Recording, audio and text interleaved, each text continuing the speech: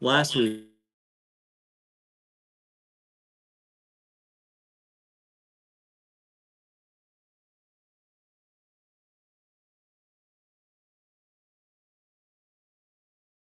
No, that was earlier this week.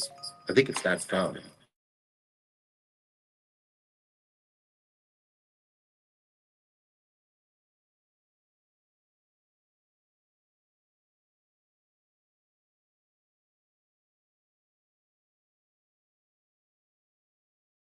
Just close your laptop. What's that got to do with anything? I could have left my laptop open the entire podcast. It's that one too, maybe. You were just asking about mics, John. You jinxed There we it. go. No, we were here Tuesday doing pictures for the T-Pig bus. Yep. And I hear this guy. I'm over here. I think I was talking. Josh was here. And I was talking to Josh, but in between doing pictures. But I hear this guy chuckling, looking over at Ben, going, "Maybe it is just him." Basically not being very photogenic or having any style I whatsoever. remember this conversation a few times. Yeah. Yeah, and Over the literally, years, he's like over here, like kind of half whispering to Ben, like, I think it might be him. It's not the camera. It's like there's not enough. Like, we're out of lenses. It's impossible to make me look good. Or not good. I can look good. It's impossible to make me look cool. That's what I'd say. Yeah. That's what I'd say. Yeah. So in Brent's other words- shaking his head, yeah. So in other words, it's an accurate He's like, representation. exactly. Oh, Exactly. I can look good, but cool, Yeah. not so much. Yeah. Even in my cool car. Are we live? Are we good? sure are. Hi, everybody. What camera? This camera? Yep. Hi, everybody. Happy Friday. We got John Amaroufi here, our very first franchisee with Scoop Soldiers back in 2019. Proud to be here. And you came to the Discovery Day to learn about Scoop Soldiers like a few hours before you had learned about pet waste, or a week or two, right? It was a couple of days. It Yeah. was a very interesting story. So, a common friend of ours, Ron, walked into my office, and we had a real estate deal or two together, and he came in there to kind of talk about that. And I'd seen some advertisement, and I don't even know what company it's for, and I wish I could remember, but I don't know. And I saw some ad on the computer, and it blew my mind. And Ron walked into my office like 10 seconds later, and I just turned around and looked at him. I said, "Did you know someone will drive to your house and pick up your dog poop for like $15 a week?" And he said, "Yeah, I'm going to Discovery Day on Tuesday. Do you want to go?" This is just a few days earlier. That was like the Thursday before Yeah. the Tuesday. Wow. And I was like, I think I kind of have to. And, there's not often where life just kind of like kicks you in the teeth like that, but in a good way. And so And you guys signed within like a few weeks, right? It didn't yeah, take long. so we went to Discovery Day, and initially we were thinking that Ron was going to get his own franchise and I'll get my own franchise, but we, started really running the numbers, and it looked like it would be better if we teamed up together. And then we brought in a third partner as well. Yeah, see, I did not realize that, I guess. And I guess maybe I've heard you say that once or twice over the years. Yeah. That you guys looked at having separate. Yeah, originally we didn't really have a plan because he was thinking he was going to go in by himself, for his own franchise. But then when I was like, "Hey, I should go with you," then I think, well, let's team up. Yeah. Yeah. And so that's 5 years. That was 2019. Yeah, So we're coming up on 5 years. something like that. No, yeah. 4 years, Coming up 5 on years, yeah. This August, 5 years. We're 3.5 years. Yeah. So, So tell us a little bit more about your entrepreneur. You obviously have been and done a lot before that. You just alluded to some of your real estate work. yeah. But tell us a little bit about, what you've done outside of Scoop Soldiers before and now. I have a very clear, straight line from where I started to where I am here. If you're blind. But so I started, actually I started early as a tech guy. So I got a degree in electronic computer technology and hated it. So I, at the time, was working for Sears to pay my way through college, and kind of jumped over to Home Depot, and then Went from there to, selling roofing and siding, or roofing and gutters. And then I realized that if I showed up when the work went on, I would make more money because the jobs would go better. And I realized that I didn't like selling them. I liked doing them. So then I went to work for a general contractor. Traveled around the country for a while, did some storm work. And then Storm work. What do you mean storm work? so, now that they have storm chasers that come knock on your door, right? Well, back, Storm chasers knock on your door? yeah, so like if a big hailstorm comes through, all the contractors will come and knock on your door. They're for out of town, right? Yeah. So when I was kind of a pioneer in that before it got dirty. And the very first place we went was Ohio. And we rolled up, and there were insurance companies that were writing. There was this one house who had vinyl siding. And when you drove up there, because it had softball-sized hail, Oh, wow. you could see the plywood where like big chunks of vinyl was just missing. The insurance company wrote that guy a check for $4,000 because they were like, there are 37 pieces of siding here that need to be replaced. There's 65 pieces of siding on this side that need to be replaced, and it's $1 a piece. So here's $4,000 or whatever. Wow. And so I'd fight the insurance company. I think we got him like $30,000 or $40,000 in that claim, and my payment would be we do the work. Right. Then it started to get kind of shady, as it is now, and I ended up getting screwed out of a bunch of money. So then I was broke, and I was in Tulsa, Oklahoma, and a few months prior, there's a mission trip I go on. So every year we get on to Mexico to build a house for a homeless family. Yeah. And the guy who leads that trip, his name is Damon, and he owned Constructive Services. I was in Tulsa, Oklahoma, broke and busted. It's like 10 o'clock at night, and I didn't know what to do. So I call up Damon. I say, hey, I'm busted. I don't know what to do. And he's like, well, meet me over at Nation's Rent 5 a.m. tomorrow.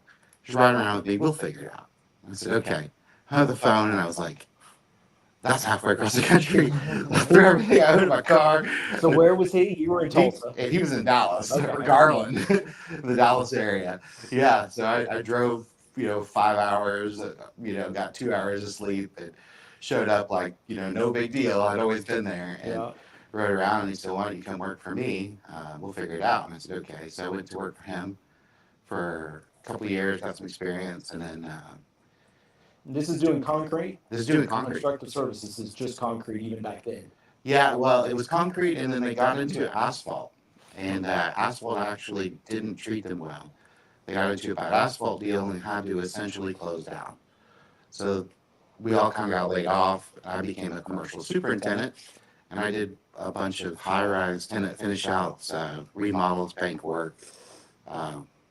It was fun. A lot of high-profile stuff there. From there, moving to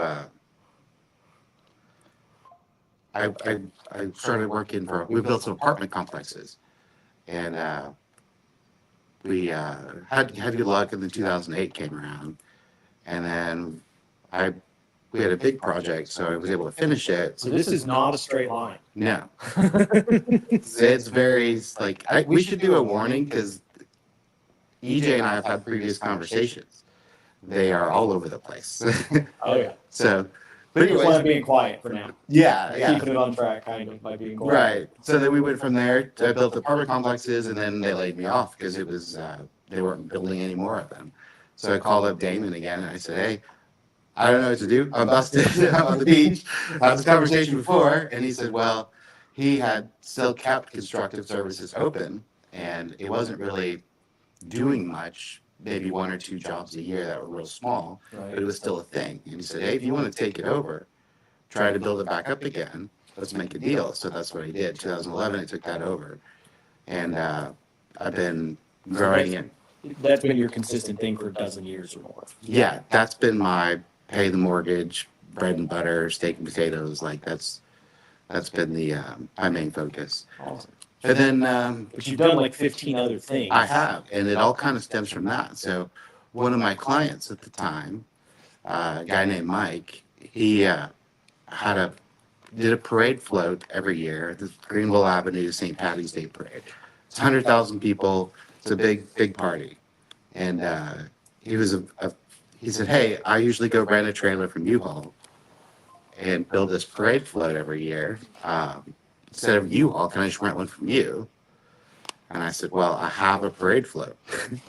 And he's like, no, like. You just happen to have a parade float? Yeah. And he was like, no, like a parade float. Like, it's, the thing. And I was like, yeah, I have a parade float. And he was like, no, like a parade.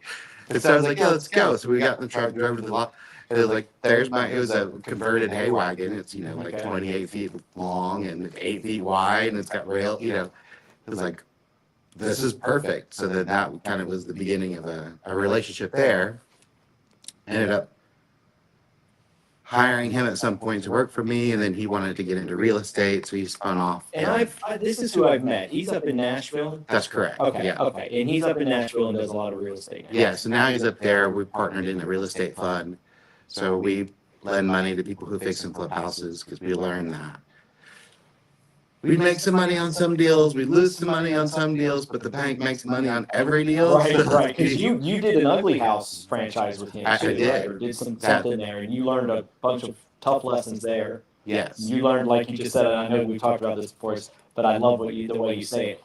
You learned in that the bank, you're over here just hustling, flipping houses, dealing with general contractors, Losing sleep every night. losing sleep every night, and then you learned the bank just makes just this little amount, just on these little. It's all paperwork. It's risk. There's risk associated with it. Oh, for sure. But they're making money on every deal, no matter what. Right. As long as you get it paid. Of course, they've got collateral if you don't. Right. They'll come take it from you. Right. So yeah, that's how I got on the real estate side was partnering with him on a bunch of stuff, and that's how I met Ron, because Ron's a buddy of Mike, and then Ron's how I met you. Yes. In fact, Ron, affectionately known as Grandpa for me. That's right. He's become more Scoop Soldiers wide. He's the grandfather of Scoop Soldiers. Yeah. And T-Pig. T-Pig. You and him came up with that. Mainly Ron. I'll give him like I'm gonna give 90% y'all, the credit. two of y'all and Scooper Dudes, the forever credit for that. Yeah. But I'm taking it. we're taking that. We're using that. We're putting that to work. Scoop Soldiers wide. Yeah. We were trying to come up with like acronyms and stuff, and then he spit that out, and it was like, that's terrible. But You it's hated not. it. You hated it. So I heard it first. So we'll tell everybody. I want to let the secrecy like boil for a minute. But I heard about it first in September at our Scoop Soldiers conference, and I heard him talking about it, and I just kind of was like, Ron being Ron, and then I heard it again when we were in Tampa having dinner for the Southwest Florida launch in October. And that's when it was like, yeah. And so T-Pig, tell us what does T-Pig stand for? Turning poop into gold. Turning poop into gold, baby. Yeah. And I love that, and I love that it was well timed, the T-Pig, because that's what we've got to do this year and beyond. The next 2, 3, 4 years is we've got to go let the world know, go let the nation know, and the 65 million dog owners in this country know that this industry exists, let alone Scoop Soldiers. Obviously, we want Scoop Soldiers to be the known brand in the industry, but really we want 65 million dog owners to know that it's even a service you can offer. Going back to your story, I mean, I hear that stuff every single day. That was in 2019. Yep. I heard it in 2011. I heard it in 2002 when I was first introduced to the concept of the pet waste industry. But I still hear it to this day. It's like if you were McDonald's and nobody knew there was a thing called lunch. If you could just tell the world there's a lunch, you'll be fine. Right. They don't all need to eat at McDonald's every day, but Exactly. So I should have put my phone on mute. I'm sorry. there you go. But so let's talk about your franchisee. And I know you have been, you've been mostly hands off, especially earlier on. Yeah. But even now, you're pretty hands off. But now you're on my board of advisors for not just Scoop Soldiers, but for Chorby and for White Picket and really anything and everything that I've got going on. Yeah. And so, tell us about kind of, tell us about your experience as a franchisee and what you've learned, and what you've found makes a successful franchisee. Yeah, so it's kind of a two-part question. My role is, I guess, advisory position would be a good way to put it, right? I don't have a daily responsibility at our franchise, Scooper Dudes of Texas or Florida, depending where we're at. But I'm in daily contact with our managers and with Ron. We talk about, big decisions. We talk about even the day-to-day stuff, but it's, you know, nobody needs to come to me for approval for anything specifically. There's a chain of command for that kind of thing. So it works well because my biggest challenge is my schedule, and I'm all over the place. I've got a lot of things going on. So if a random thing happens and you have to come to me at a very specific time, that's a problem. But if you can kind of loop me in and we can all make these, steering the big ship through small changes. You're working at the macro, the Yes. 50,000, 30, 40, 50,000 foot Yeah. view of the Scooper Dudes franchise, which Yeah. tell us that's 4 territories here in North Dallas, Collin County, Yep. the Dallas suburbs, and also 4 territories in Tampa, St. Pete, and then as of January 15th, 3 more territories in Orlando. that's Monday. Yeah, that's Yeah. Monday. So super excited about that. And so you'll have, I'm bad at math. That's a total of what's that? 11? Yeah. 11 territories. Yeah. But really servicing all of Orlando, greater Yep. Orlando, greater Tampa. Yep. So those two, a couple hours apart. And then also really our original service area that Josh Cahill and I started back in 2011, right here in Collin County, Allen, Frisco, Plano, Prosper, Little Elm too, right? Yep. Little Elm. McKinney, Anna. Yep. I was curious, so I've been driving up north. Our T-Pig bus is up at Choctaw for the last week. Yep. So I've made that trip a bit, and I've wondered this, and I don't know, I don't know if you'll know it or not, but I've wondered, are we serving Van Alstyne as Scooper Dudes? Are we going north yet? So, yes, I would think we so. have one client in Van Alstyne. Okay. So Well, just- I say just we have getting one up client. We've got one client committed. I don't know if her house is built yet. there. Okay. Well, I'm seeing the suburbia expand to Van Alstyne. She happens to be your insurance agent. Oh, really? Okay. Really? I didn't realize they were up there, but you're She right. just moved. Yeah, because she was in McKinney for the longest Yeah. time. Yes. So, but awesome. Yeah. we've decided that it's worth the drive. And so you mentioned a second ago, you do a lot with strategy. That's kind of your Yeah. 50,000 foot view, but that's also what you do for me on the advisory board. Yeah. Or Chorby, really anything I need. You're kind of there to help Yeah. strategize and play devil's advocate for, right? Yeah, and there's some other people I do the kind of the same thing for. If I had, money was no object, you could, you just have to, you're fine for the rest of your life. Like that's what I would still do. I've got a lot of people who say I'll never retire, I'll always have to work. Well, for me, this would be good. Like I like the sitting around and figuring out the problems and creating new solutions that people didn't even know they needed, right? Where you look at it and you go, hey, why don't you flip that switch over there and then start buying another truck? And it's like, oh my gosh, I didn't think about that. And then, you've doubled your profits or whatever. That's the kind of thing I like doing. Right, right. So do you plan or have ambition also to do for more business? More businesses, more industries? Yeah. So, the real estate stuff's been a little lackluster lately. So it's kind of ramped down a little, which has given me a little bit more bandwidth. So there are other pet industry things I've been looking at. I'm still really excited for us to do something in pet, outside of Scoop Soldiers, Yeah. separate from Scoop Soldiers, but inside of the pet industry. I know you and I have been talking about that. the We last have, and couple of months. I've actually got another thing we should talk about later. So Awesome. there's always a queue, right? People ask me about deal flow. I had a conversation with a guy just last week about that. And I don't think he could wrap his head around the fact that I have deal flow. People come to me. What do you mean by or deal flow? People come to me with ideas about, hey, what do you think about starting a this or starting a that? And it's most things don't happen, Right. but some things do. Yeah. I remember I had I played hockey, until I broke my leg a few months ago. But years ago, a guy that I respected a lot on my hockey team, I think he was a partner at a major accounting firm, Yeah. like a multinational accounting firm. Yeah. And he said, in dealing in mergers, and actually, this was his advice that he gave me when I bought Ron Vitalia's mowing business in 2014. And he said, EJ, he said and of course he's just throwing a statistic out there, and I don't even remember if it was exactly this, but something along the lines of like 9 out of 10, some crazy amount, like almost no actual, or like when you originally have a deal of a purchase or an acquisition or whatever it is. Yeah. It almost never actually happens. It's just the early stages of it. So you have to be used to things not happening. Right. It helps you wade through the chaff faster. Yeah. Because you get used to going, okay, well, this is the thing that killed that deal. Let me check this. Right. This has killed that deal. And you go through and you look through. But I think the biggest part of that is developing those relationships, because like you said, with being excited and doing something in the pet space, like you go, okay, I know that person I want to work with. Yes. Exactly. And, things. Sometimes it works and sometimes it doesn't. Sometimes it just isn't the right time. Right. That's the thing I've learned is it's like with Ron, when we bought Executive Lawn Care in 2014. Yeah.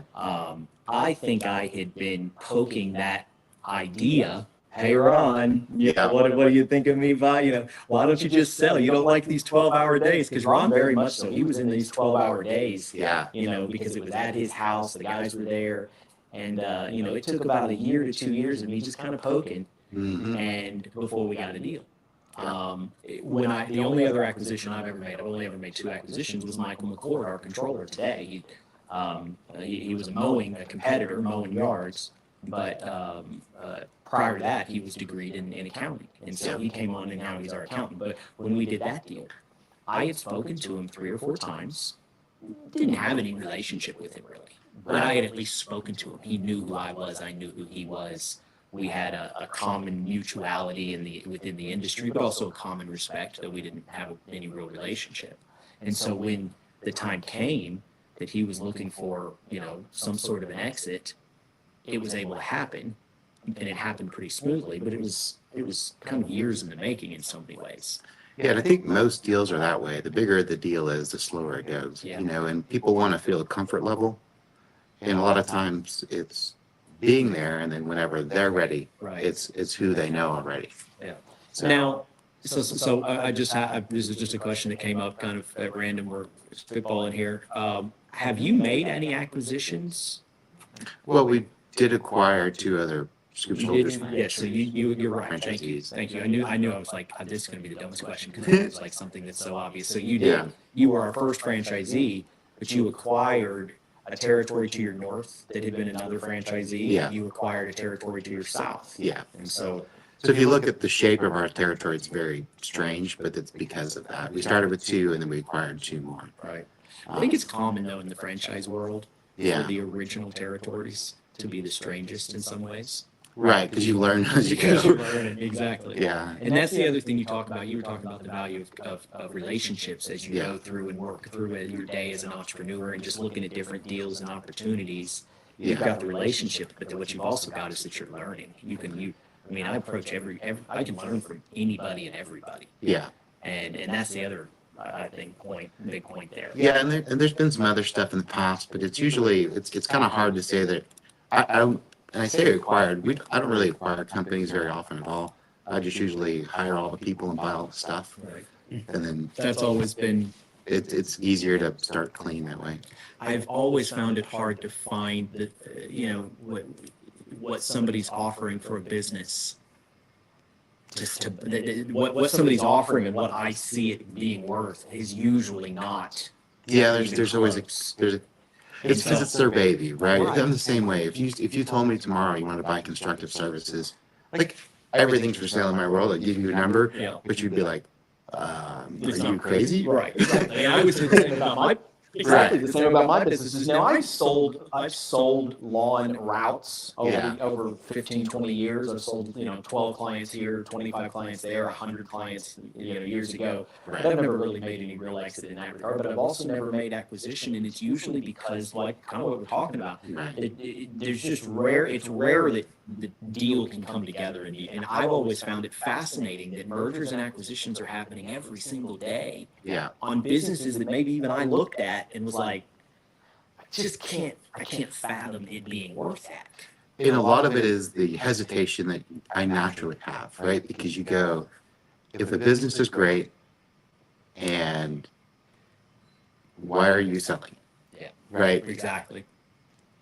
It usually has to do with the challenges of Yeah, there's usually, once you start peeling back the onion, you go, well, this is why they're selling it, because this is broken and this is broken. Things are fixable, and maybe it's just a cash flow, or who knows, or supply issue or whatever. But, and then if you've got a similar business, there can be solutions, but And that's what my experience is all having similar businesses where it was just an economies of scale thing. I Yeah. was able to bring on a huge chunk of clients that made it worth it. But let's circle back to pet waste and the pet waste business and the pet waste industry.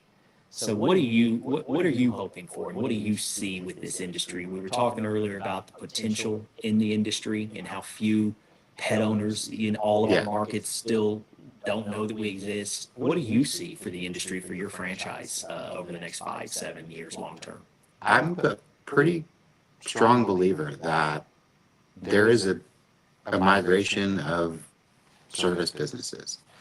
So if you think back 10 years ago, 15 years ago, most people changed the oil in their cars.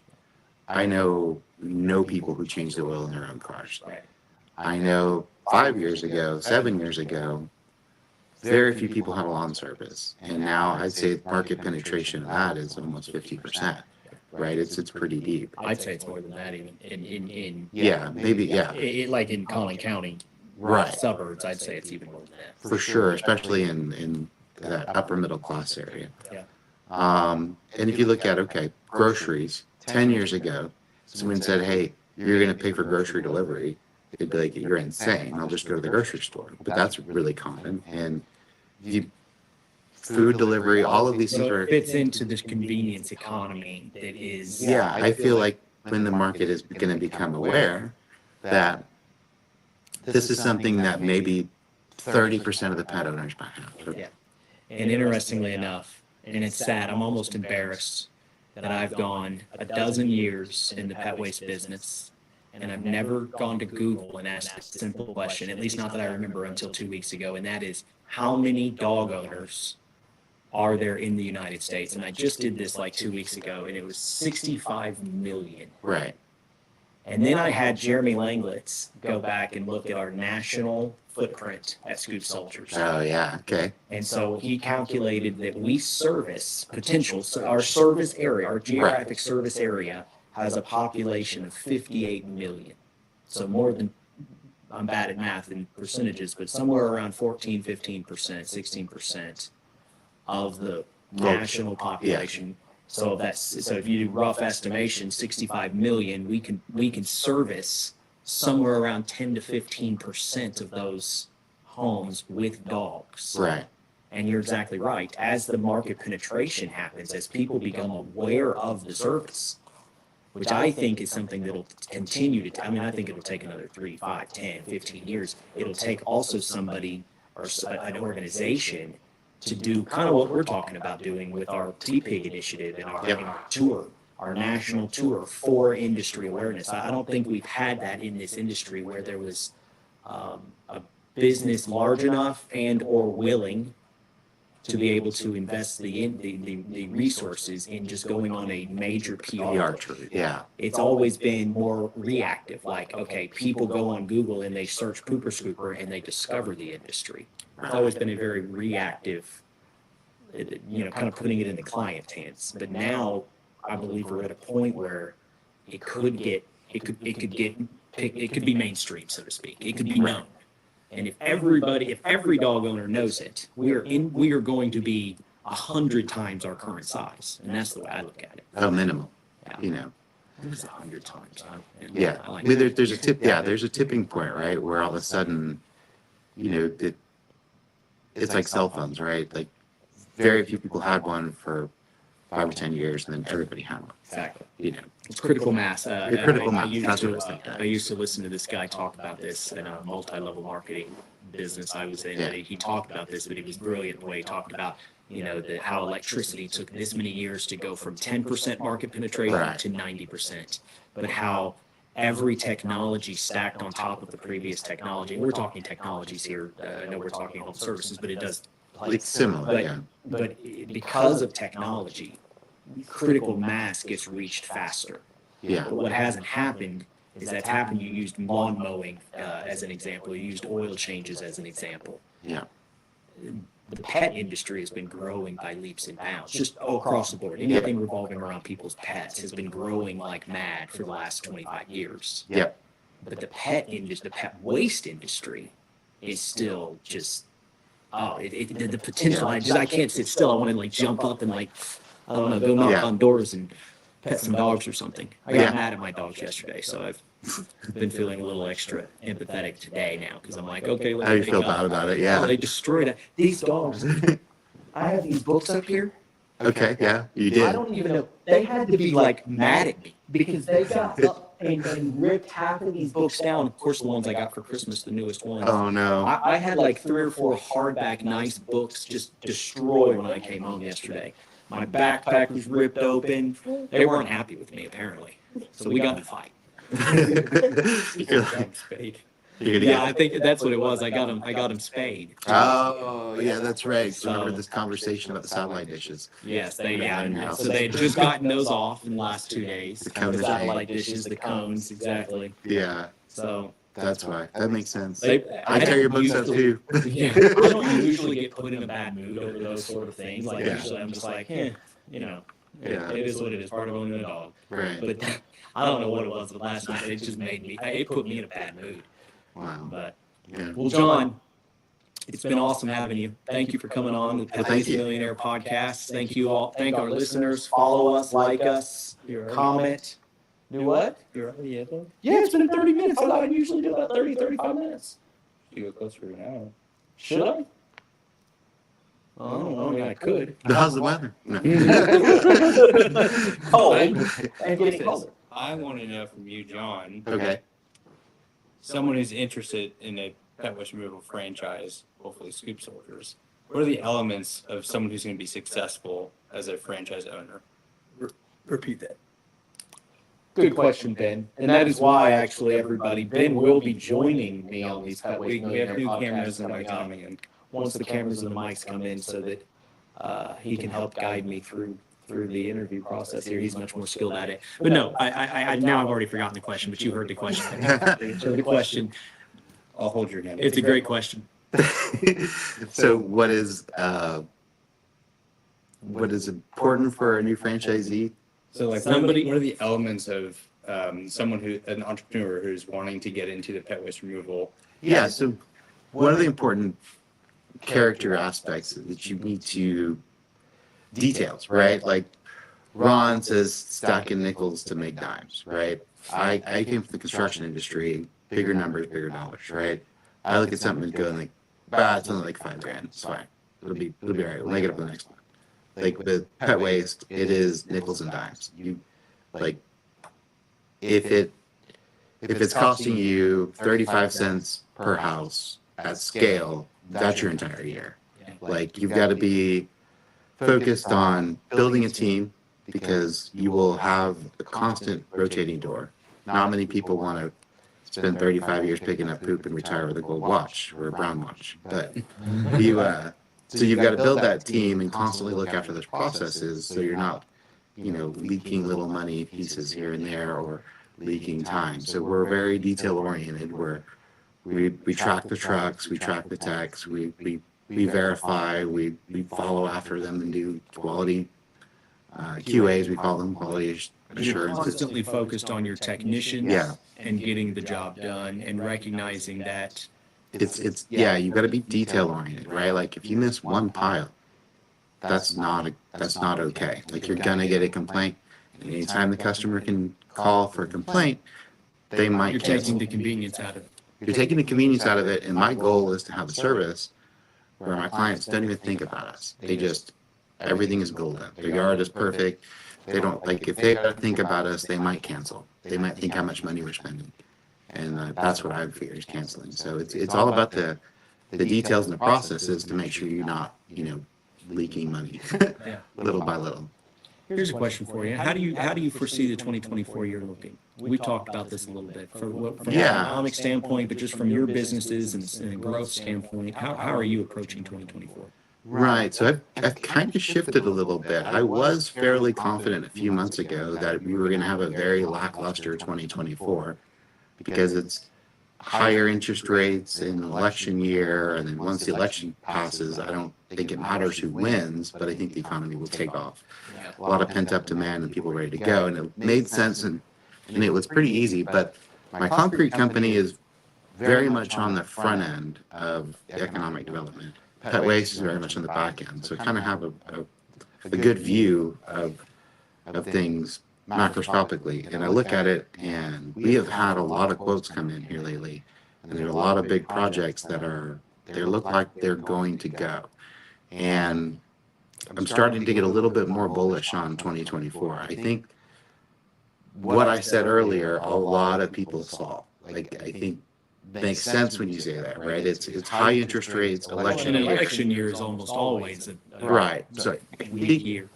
I think there are some big key players that are trying to be ahead of the curve, right? What do you want to do? Wait until the tidal wave hits you, or do you want to go ahead?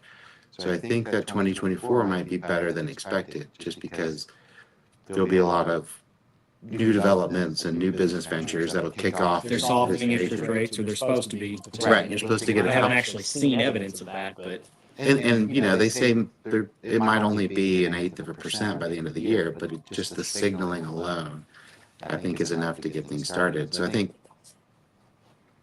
that's my prediction. yeah, so it'll be steady from an interest rate standpoint, basically. It might go down a little bit, but Right. I think it's more of a signaling that things are getting better. We're lowering rates, Yeah. but it might only be like, you know, 18 basis points or something Right. small. You know. I just don't see, regardless of what the economy does, I don't see, there's just so much money. There's a lot of money sitting on the sideline. Sitting on the sideline. I mean, I've told you that I get contacted numerous times a day by private equity firms wanting to acquire businesses. And they're just fishing. I'm one of thousands of emails that are going out, thousands. But the few times I have ever just kind of like poked around just to see what they had to say, most of them have never even actually deployed money. Right. They're just trying to find something to deploy the money to. And when you just talk to different people that are in that world or in the world of investing in business, Yeah. there's so much money to deploy, and there's not enough assets, valuable assets to be able to deploy that money to. Because real estate was the thing they were sinking all that money into until 2020, 2021, 2022 come around, and they got a little spooked. And you know, a lot of these high net worth family offices kind of didn't want to do the same old play and get stuck in 2008 again. Yeah. So Well, and then they printed $7 trillion on top of that, yeah, you know, and that made it even. I think we're going to be dealing with that for 25 years. no doubt. You know, because that's what it's going to take for all those SBA loans to get paid back. So by definition, we will be dealing with it for 25 years. But you know, you can't just do that big of a shock to the economy and not have repercussions. Exactly. You know, that's why whenever that happened, I borrowed as much money as I could and bought as many assets as I could. Because the value is going to go up. Yeah. It's never going to be cheaper than it is right now. And Yeah. I still think that's basically the case. Yeah. For basically everything. But Yeah. whether you're buying something that's a business or just a consumable item. Yeah. Yeah, I think that's going to continue. And the hope is that like you say, the economy stays steady. Yeah. And that's just kind of there.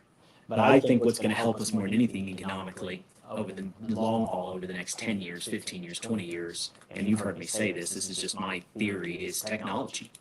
Yeah. The exponentiality of how fast technology progresses is the one thing that I think will help us through efficiency, because all money is it's efficiency. Yeah. And so I think that that's the one chance we've got to be able to work through. Yeah. And I think that that's a big part of it. The other part is as much as people insult the financial leaders of this country, and I'm not talking about like president, I'm talking about the the Fed. And Yeah. they're not dumb, and they actually they know what they're doing. They're You also can not argue- evil. Right. In most cases. Right. Maybe one bad apple here or there, Yeah. but they're probably not evil. They're just accountant, Right. educated accountant people. Yeah. And I'm guilty of it too, because when they kept raising rates towards the end, I was like, it's too much. Just stop, and we'll be okay. Just stop. I And then wanted they to raise say, it again. I wanted to say educated bean counters is what I really Yeah. wanted to say, but Yeah. I started to be nice. Mhm. But So yeah, I think that's a big part of it. Is we've learned from the past. We're not. I keep being optimistic and thinking such. But I bet you in 2006 there were people saying, "We've learned our lessons," and then 2008 hit. Yeah, but and that was unique. But in hindsight, I could see that coming. I did that did that time. In hindsight, I think in Yeah. hindsight, there's millions of people that Yeah. see that coming. But that's what's funny. You go online and you hear this. There's this whole group, and it doesn't matter whether it was last year, whether it was the year before, or the year before that, or 5 years ago, Yeah, or 7 years ago. every single year. It's That's coming. buy flashes gold here. and the crash is coming. Yeah. Buy gold and the crash, and they're right they've been eventually. consistent for like 9 years. And yes, you can keep saying that. Someday Right. you're going to be right. But the same is true for the optimist. Yeah, You can keep saying, "Well, I'm optimistic that this will happen and this will happen," and nobody really actually has a freaking clue. Nobody Right. knows. I'm It's a total guess. I'm just a guy who picks a dog poop. Like, what do I know? Yeah, exactly. I don't know. I should listen to me It's a total anyways. guess. It's a total guess. Yeah. But that's the thing. I'm a guy that just kind of picks up dog food. You also Josh would say Yeah. I haven't scooped more than 100 homes. He was just giving me a hard time about this recently. Yeah. But yeah, I'm a guy. But I also believe that we scoop. A poop scooper knows as much about these things as, in some cases, as anybody that's actually making the decision. Well, the big thing to remember is that all of these Fed reports, all of the, everything you're hearing through the news channels is all history. You on the ground, you doing your job today, that is real time.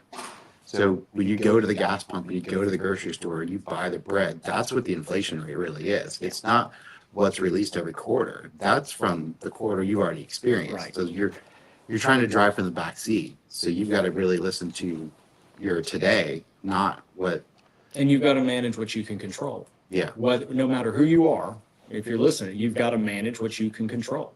And don't worry about what you can't control. I Yeah. don't usually worry about the economy. I like to pay attention to it just because it interests me. Yeah. But you shouldn't worry about it because you can't control it. Well, yeah. One of the big sadnesses I have is I know people who are like personally upset Yeah. by national politics. And I'm like, you cannot control that. No. And it should not control. And while I have an opinion on all of that, For sure. it doesn't Yeah. who the president is this time next year isn't really gonna change Right. how I do business, what decisions I'm gonna make, really. I mean, again, don't get me wrong, obviously certain things that maybe a certain political party might try to do might affect a Right. strategic decision, but only if it's actually Right. happening. It's not something, again, it's outside of my control. Right. So I actually learned that in 2012. I was less mature in 2012. So that was a dozen years ago. Really? I was definitely less mature a dozen years ago, thankfully. But yeah, I'd actually let that election kind of like, yeah, I was a Romney supporter, and I let that election get to me like, oh, it's, 4 more years of this, we're not going to make. I listen to the freaking news, and the news Yeah. says that, oh, if you listen to one news channel, they tell you 4 more years of Biden and we might not have a country. And the other news channel says, well, 4 more years of Trump and we might not have a country. They were saying that 12 years ago too. The difference was I believed them Yeah. 12 years ago. It's laughable. I don't know, not to get into too many of the politics. Yeah, I was in Philadelphia and we were doing some history stuff, and they were saying that back when Washington and his predecessors, it's been there since the beginning. They were fist fighting back Yeah. then. Yeah. And I know there weren't Democrats and Republicans as there are today back then, but Right. the Democrats of that Yep. day and the Republicans of that day, they weren't just yelling at each other and Right. flapping on cable news at each other. They were literally They were dueling. literally dueling. Yeah. It's been going Yeah. on Yeah. since the beginning of this nation. Right. And probably the before that, it wasn't fully going on because kings were just murdering anybody who disagreed with them. Right. Yeah. It was whoever happened to be the strongest is the one that was Right. the history's written by the So, winners. so right? I think that our system of just of well, like you say, until it gets unhealthy, and like you said, Right. people get physically and emotionally upset over it. That's a little. I think that's kind of the change that we're seeing now that I don't remember 12, 10 years ago, as much. It was always there, but I think there's more people getting. I think that technology It is definitely right. it just multiplies everything. It multiplies good, it multiplies bad, and Just like the clickbait stuff, right? Because that's what people click on. And well, and that's actually the other piece of it too, though, is the entire media industry. It was always an industry, and then Yeah. don't get me wrong. I mean, the fact that we can do this on LinkedIn and or YouTube and or all these, and like you said, we just scoop poop. And Right. theoretically, 5 million people could watch this. Yeah. That didn't exist 25 years ago or 20 years ago. Maybe it did 12 years ago. But Right. it wasn't being utilized in any kind of scale 12 years ago. So there's huge opportunity in that. But at the same time, it's because of clickbait and because of the nature of capitalism, which is a great thing, a beautiful Yeah. thing in so many ways. But the media, and the non-biased media, basically no longer exists right. because everybody's got an agenda, because they have to get those clicks, they have to get those watches, and so it becomes all media becomes very clickbaity. Right. It kind of ruins the. I mean, the headline article says everything's kind of okay is not really going to require a lot of There's attention. no exactly. Yeah. So we're learning that even ourselves, Yeah. trying to get clicks and followers and such. Yeah. Ben, Well, well, I mean, you had something to say earlier as I was wrapping up. We went in a few more minutes. We talked a little bit of politics and economics. We talked poop scooping. Yeah. Hey, here's one. Sure. We can keep going for a few more minutes, maybe 10 more minutes. I want you to talk to us about your thoughts, your opinions on Scoop Soldiers marketing efforts and where we're at, where we've been. Challenge, for that matter, challenge us a little bit. Challenge me a little bit. Yeah. So I've been personally trying to grow that side of my skill set because in my head, it's no big deal, but it is a big deal. So I've been focusing on trying to build a brand, and because I'm going to say 6 months ago to a year ago, I looked at it as this is not a big deal. It's just like losing weight. I know exactly how to lose weight. Eat better and exercise. Like, ta-da. And you'll lose weight. I know how to do all this stuff. I just don't want to do it. I'll do it at some point. I'll whatever. And then I kind of started trying to do it, and I realized that it's because I had played with it a little bit in the past with one of my volunteer organizations that I worked with, running their Facebook page and trying to promote events and things like that. And you end up kind of going down a little bit of the algorithms start playing you as more than you're playing them, right? Yeah. And I was like, okay, well, Sorry, that's a really good way to put it. yeah, I hope Cynthia's listening right now. The algorithms start playing you more than you're playing it. Yeah. That's exactly how I feel yeah, that PMAX. I feel like that's what Oh, yeah. it's doing to us. I've been saying this. It's my gut. Like I'm listening to the experts and I'm not making any Yeah. changes based on my gut, but like literally I'm like I feel like these billboard ads that this AI is making us advertise on Yeah. is not helping us. It's just playing us. yeah. Where you're like, I feel like I could spend about $250, and then you look at the thing, it's $247.38. You're like, where'd it come up with that? It just knows that Yeah. 251, I'm not going to pull the trigger, but it Yes. it reminds knows me. where it is. Okay, so I sent you that Gary Vee video that you didn't watch because you didn't Yeah, watch all of it. yeah. He's too rough. I know a lot of people feel that way that I've Yeah. encouraged to watch Gary Vee, but in that video he actually talks about that. Yeah, He talks about he's talking about the value of brand yeah, and having brand because in the future when AI is really AI, not this stuff we've got right now, right. it's going to be able to know what your margin is down to the penny. And it's going to Right. know what you're willing to pay to get that margin down to the penny. And you are going Yeah. to be so you're not going to want to use that. You're going to need brand to be able to basically go around the AI, so to speak. You got to beat it to the punch before it gets too smart. Yes. Steals all your money. I get it.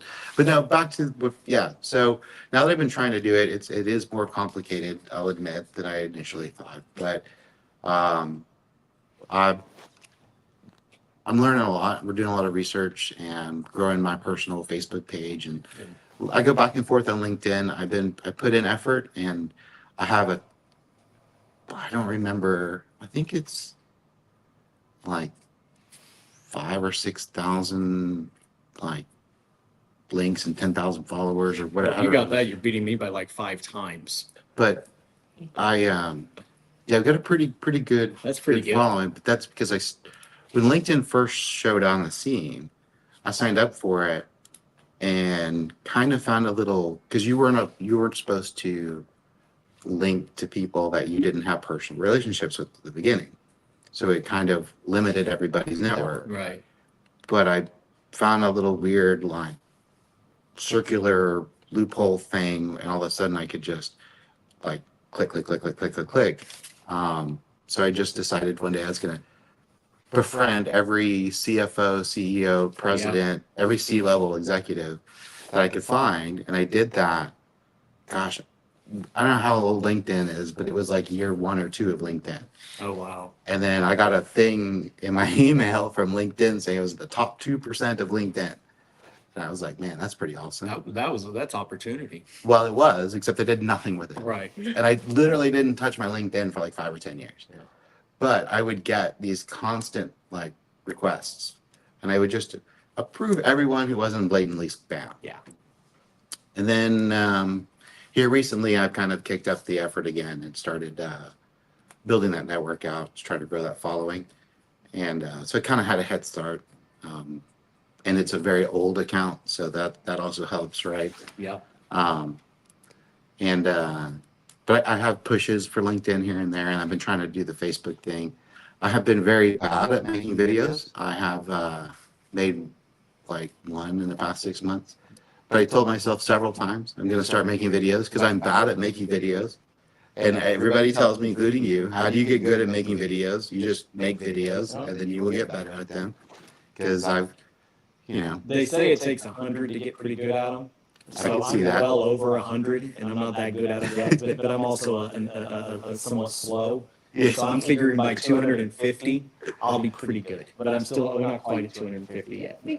Well, you're doing shorts. That's true. So if you do by hour, 10,000 That's hours, true. that's like 100,000 videos. You got to wait We to should go another hour there just For for that extra expertise. Yeah, so I'm not. One thing I'm sorry. Go ahead. Finish your thought. I was gonna shift it slightly, still on marketing, but I wanted to talk about billboards. But if you Yeah. have another thought. No, it's fine. Let's go to billboards because I've been looking at that too. So a year ago, Yeah. and even 6 months ago, maybe even 3 months ago, Yeah. if you'd have called me or messaged me or whatever and been like, listen, I think we should do a billboard. I've been looking at a billboard option in Frisco. So we've been saying. And I know that you're going to agree with some of what I'm coming around to here. But 3 months ago, I would have been like, that's a waste of money. Right. It's a waste of money. Right. You can't track it. You're never going to know whether you got one client, and it is an extremely expensive investment. And on top of that, you've got 20 trucks driving around that are fractions of the cost from a standpoint of what it costs to wrap and how long it Yep. lasts. They're fractions of a cost. So you've already got the billboards. Just buy another truck. Stick it in a parking lot. It's cheaper than that billboard. So that was my opinion 3 months ago. But now I did some math. And we service somewhere around 10 million potential dog owners. We can service 10 million dog owners. How do we get the awareness out there for the people who are not naturally going to Google pooper scooper service or pet waste removal service or see our trucks? Sydney walked in here earlier, didn't even notice that car, so they're not all seeing our trucks. Well, So- I'm using that as an example.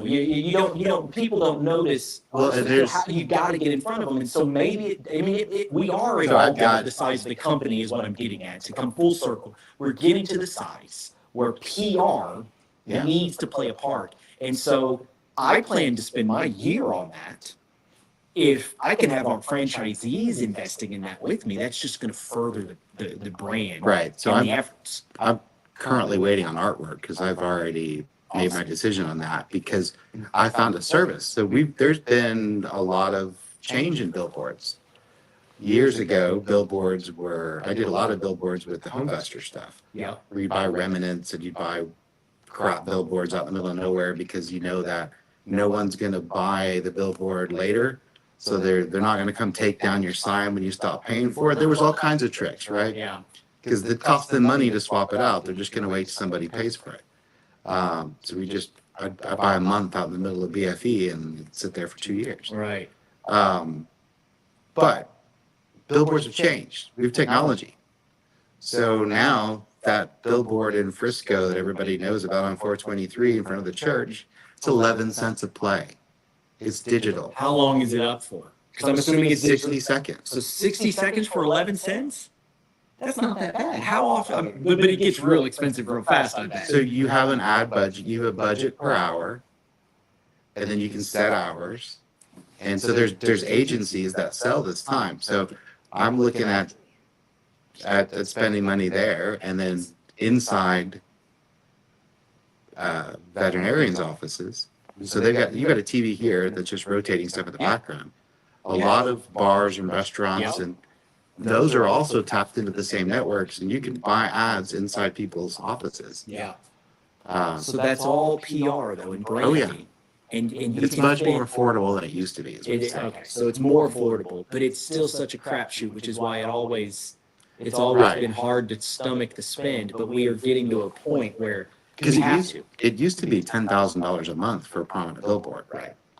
And now you could just kind of roll the dice and say, hey, we'll spend fun. And we've tinkered with some of those. Like we Yeah. were on some, I forget what gyms they were. 24-hour fitness. They were 24-hour fitnesses. We were on Chorby was on some 24-hour fitnesses. Go on the machines. Yeah. Yeah. On the TVs in the fitness center. Yeah. And just like you're talking about down, where they might have the TV playing, but they've got Yeah. ads coming across the bottom.